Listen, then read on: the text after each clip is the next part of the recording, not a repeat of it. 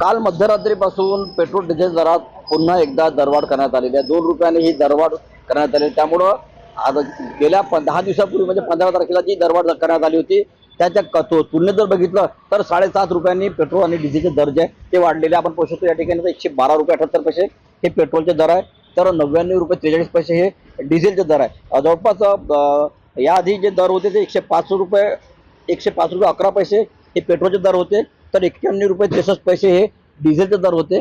15 तारखेला ही दरवाढ करण्यात आली होती। त्यानंतर आधी 1 रुपयाने 2 रुपयाने करता करता तब्बल आता ही दरवाढ जर बघितली आपण तर 7.5 रुपयांनी दरवाढ करण्यात आलेली आहे। त्यामुळे सर्वसामान्य नागरिकांच्या काय भावना आहेत हे आपण जाणून घेण्याचा प्रयत्न करणार आहोत। मी पेट्रोल पंपवर त्याला जवळपास 7.5 रुपयांनी पेट्रोल आणि डिझेलच्या दरात दरवाढ झालेली आहे। तुम्ही काय सांगा?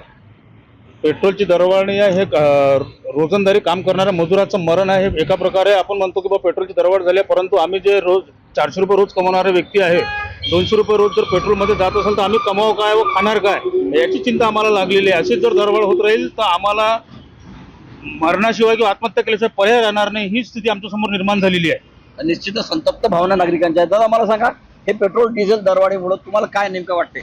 आम्हाला 400 रुपये रोज आहे, त्याच्यातले 100-150 रुपये रोजचं डेली पेट्रोल लागते येणं जाण्याचं। तर घरी द्याव काय खाव काय हा विचार पडला महागाईमुळे। निश्चितच नागरिकांच्या भावना ज्या आहेत ते संतप्त भावना आहेत की पेट्रोल डिझेलचा दरवाढ वाढवणं सर्वसामान्य नागरिकांच्या जे भाजीपाल्याचे दर असतील किंवा अन्नधान्याचे दर असतील ते देखील दर वाढणार आहे। त्यामुळे सर्वसामान्य नागरिकांना जर रोजचं 100-150 रुपये पेट्रोल लागत असेल तर नेमकं करावं तरी काय, असा प्रश्न जो आहे तो या नागरिकांनी विचारलेला आहे।